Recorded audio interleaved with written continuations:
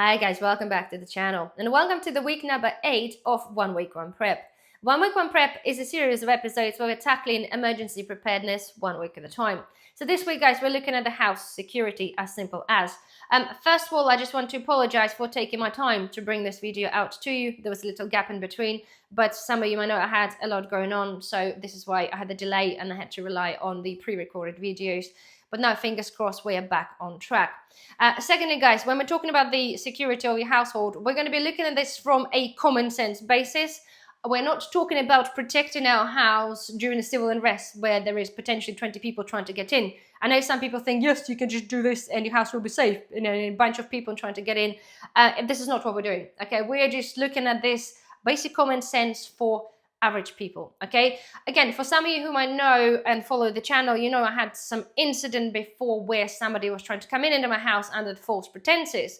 And believe this or not, only literally a couple of weeks back, which I haven't spoken to you about, I had another incident which is relevant, guys. I'll let you know why. Somebody knocked on a door or rang the doorbell, and apparently they were in the area cleaning the gutters and the roofs. So the guy wanted to give me a leaflet. Well, I have a glass door in the porch and I didn't open the door, and you all know why. So he kind of looked a little bit lost and he kind of like, well, why are you not opening the door? He didn't put the leaflet through the door. So we had a quick conversation, a very quick conversation, saying they're doing this. I said, no, thank you, it's all sorted. So he walked away, he didn't put the thingy through, and that was that. And again, knowing me, I'm like, okay, that's not normal. So of course, first thing I do, guys, I check my CCTV, and it's exactly the same scenario as the previous psychopath that trying to come in my house. The van drove by, they gone past my house, they stopped, they reversed, they packed up. One of them got out of the car, and rather than going directly to my front door, he took a detour to have a look around the window and the side of my house. So when I saw this again, you can imagine I panicked again. Again, this is the second occasion in this instance, somebody showing exactly the same behavior. Okay, he just went around like it's something to trying to gauge some information or not. I don't know. But the point is, then I was talking to my neighbor, and apparently there's actually a latest thing in the areas where people trying to pretend to be cleaning roofs or guttering, and what they're asking you to do is for them to kind of have a look around your house, right? We're not talking about inside, we're talking about having a look at the perimeter of your house, go in the back of your garden and have a look, so you get the idea, right? So first of all, the first rule of anything, do not ever let anybody look around your house. Okay, I'm not talking about even on the outside, the perimeters. And I know in this instant, I wouldn't even know that it was an attempt twice for somebody to do this if I didn't have the CCTV. But the point is, the first rule, don't ever. It's common sense, but just don't. Okay, even if your guttering needs doing, just don't randomly allow anybody else to come and have a look. Second, a really, really massive point, and it's really, really simple and common sense, but people just do this even now. It's dark, okay? It's getting dark early. You're downstairs, you have your curtains on, you put the light on, and everybody sees what's inside your house. And I drive on the main roads and I see little houses with a massive 55, 60 inches TVs on the wall. You can see stereos. You can see everything. Because people think because you live in a village, it doesn't mean anything, right? People travel, people opportunists. It just happens all the time. The main thing, if you're inside your house and have the light on, just close the curtains. Okay, to be fair, even if you have a Christmas tree, right, in the window, just close it. Because all you're doing, you're just advertising what you have inside the house, okay? Another big point is recycling. And again, you're like, what are you talking about? Yes, recycling. If you have, like ourselves, recycling goes in the little bags or the pots or whatever, it's all open, everybody can see what's there. So of course, if you picked up yourself a new iPhone or new iPad or something else, or brand new TV, or whatever else that you buy that has a value, you put your cardboard in a recycling, and quite often people put the boxes like on the top, like it's not say there's a show off something, but I just question why people do that, right? Hide this underneath in the recycling bag. Do not put your expensive cardboard advert to what you just bought on the top of your recycling. Okay, people do this time and time again, and it's like you advertising. Okay, anybody can drive by and see, oh look, there's a couple of iPads there on your laptop, on your TV. You basically just let the whole street know, and the rest, whatever you have in your house, because you just bought this and it's right there. Right, thirdly, again, it is a really minor thing, but again, it's really, really important. It's those stickers on the cars. And I mentioned this, I think, before a couple of years back. People quite often have a little stickers on the car where they're like mum, dad, kid, dog, whatever, chickens, whatever. This is, in a roundabout way, advertisement of your vulnerability. So quite often you see like other dad and kids, or like mum and 3 kids and a dog. You're automatically advertising, right, to whoever, potentially the bad person, that you're a single mum with 3 kids in a house and a dog, or no dog. Do you know what I mean? It's minor things, might not make any difference to you, might make no sense to you, but to somebody, it could be a telltale sign or information, or potentially something they can sway them about. So it is a very basic things, but all of those things just need to be taken in account. And those things don't cost you any money. This is just common sense. Is basically just stop advertising what you have or who lives inside the house openly to everybody else. So to point out from the first part is, don't put your recycling out. Don't let anybody inside the house or outside the house to have a look. That even people coming in there with the solar panels, they want to have a look at your radiators. None of that. Just nobody ever. And if you got anybody trying to do maintenance on your boiler, back door. If you got one side door, back door, let them in through there rather than people traipsing through the house.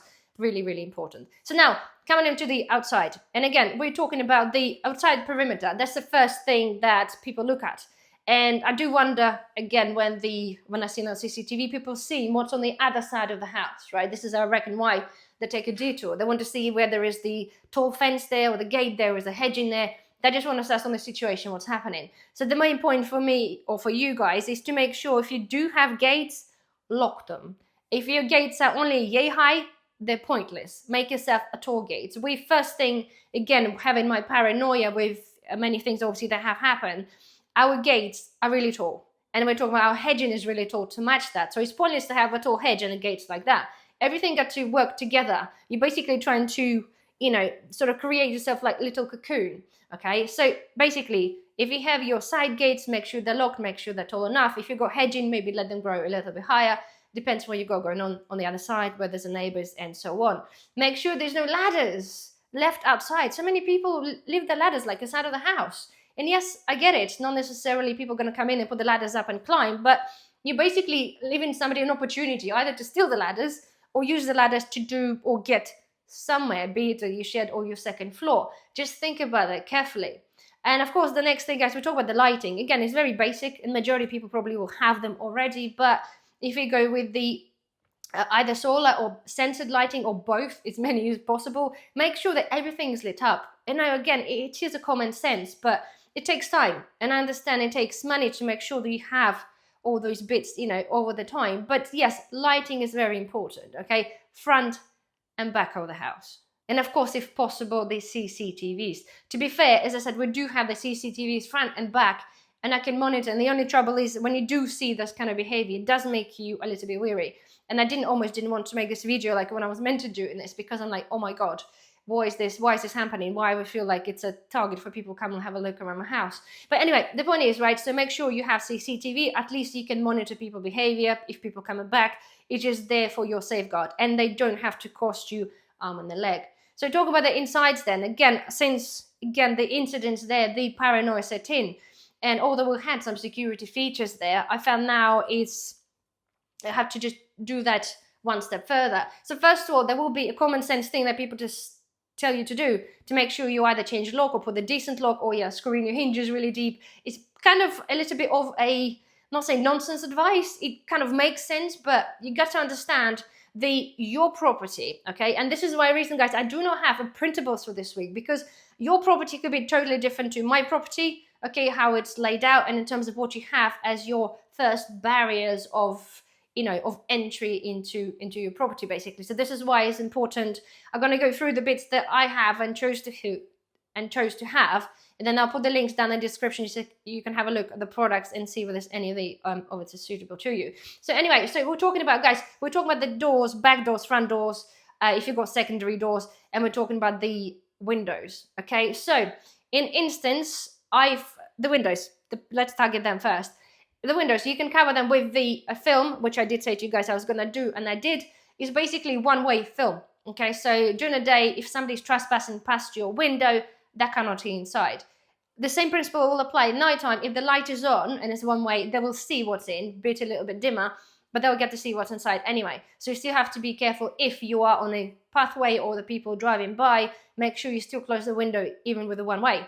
But it worked for during the day. So if there's any opportunities come to have a look and peep what's inside that, they can't see through. So whether you go for the mirrored effect or you go for a typical like a bathroom type with a pattern in it, it's totally up to you. It is fairly inexpensive, obviously depending how many windows that you have, but it's something I strongly suggest. It stops the window kind of shattering as well, God forbid that happens. But this is, to me, will be one of the first things I would do if you basically wanted to do that. Secondly, I now installed, and I've bought extra, is the window alarms, okay? They're basically the ones that act on a sound or end the vibration. So you stick them into the windows, whatever. They've got sensors. So if anybody's trying to break the window or lean on a window or whatever, depending on the force, the alarm goes off, okay? And they are really, really, really loud, okay? I get this.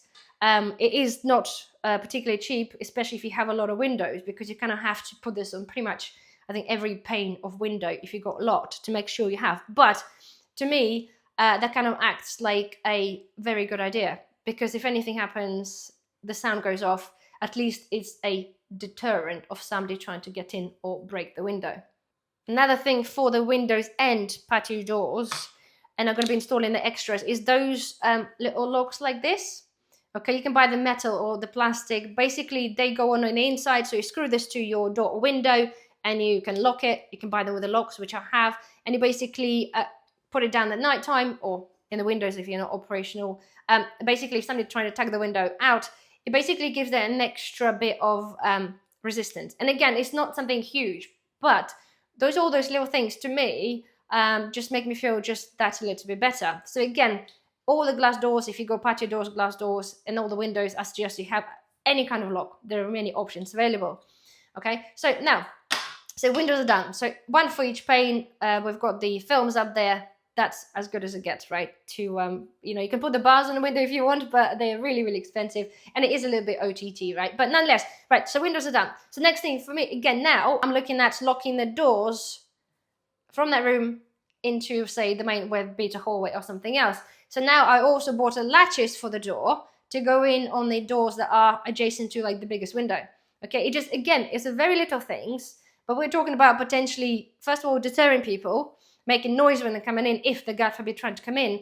And then the third one is just trying to slow them down entering basically the house. This is how it goes. But this is my thing. Okay, I'm not necessarily saying to you guys that you have to do this or go to this extreme, but I think it's a good idea. Right, next thing is the front door. Again, depending on the quality of the door you have, as I said, all the houses are different, the doors are different, some are fire doors even on the inside, some are not. It's all there. But you can buy the door alarm system, okay? So the ones when you basically alarm the system, if the door opens and it creates a noise, a little alarm. And I know they can be turned off, they could switch it off, blah, blah, blah. But it depending whether it actually connects to anywhere else in the house. So we bought an alarm system, and I put the link down below. It's a very basic thing because you could install the big alarm systems, but apparently I read somewhere that they're really easy to disarm, okay, if they know that you have it. Having one of those little ones, with the sensors and everything else, still connected, still with the pin code, you've got no alarm, you switch it on, and you can connect other things like the other door locks, like we've got, or the door opening thing as well as the sensors around your house to the alarm. So basically, when you sleep, you just press the button, everything gets alarmed, and your house basically makes a noise if somebody tries to walk in. I was worried about having the cats in the nighttime because they do like to jump in and walk around places, but there seems to be the sensors are pretty good in terms of distinguishing whether it's the height level or not between the cats or dogs, whatever, and actually the human height. We tested this because last thing you want to do is to wake up at nighttime and be totally woken up by, cat because they're walking around in the worktop. But anyway, so this is the things, guys, right? And then with the patio doors, if you've got patio doors, back doors, obviously close them, install some of that. If you've got the sliding doors, you can buy little round things that are stop those opening. And of course, if you've got the blinds, close them at nighttime. If you don't, install the blinds or put the mirror film on them as well. The possibilities are endless. And then, of course, the last thing really is the last resort, which hopefully is not going to be going into, but is literally making sure that your bedroom is secure, because we are most vulnerable but yeah, in our bedrooms when we're asleep, because this is where majority of the incidents happen. So you have to make sure that you do make sure reinforce your, you know, your bedroom door. Make sure you have not just the chains but the locks, anything. You can put door jammers. I've bought specific one that's been fitted, I should picture it, but it basically creates an extra force if somebody's trying to open the door. It's literally screwed into the main wall, so when the door's trying to get open, you can't just kick the door in. It's reinforcement. You can buy them, they are freestanding. You can buy the ones that screw in from underneath. Again, I'll put some of the links for you guys to have a look. It's whatever you feel that you got to do. See, again, it's slightly bit different on the family as well. If you're just by yourself or two of you in one room, that's fine. You quickly lock the door, you slow people down, you do what you need to do, you call the police. But in this instance, if you've got children, you can't just lock yourself in that room, right? You have to quickly then come out, get the child, or go in their room, and then do whatever you need to do there, lock yourself in there. So there are a lot of things to really consider. And this is, again, guys, I'm doing this video when I'm doing the 1 week one prep. I'm talking to you as a normal human being with some experience, because my family, unfortunately, have got done when I was little, but genuinely experience from what I think, what's the common sense, not from experience of, you know, we're running away from a civil unrest. It's just me talking to you what I think it's a good idea and what puts my mind at rest, and hopefully that would yours as well. And of course, the last bit as well, when we are in the bedroom, it's only natural to think about the protecting yourself with certain instances, right?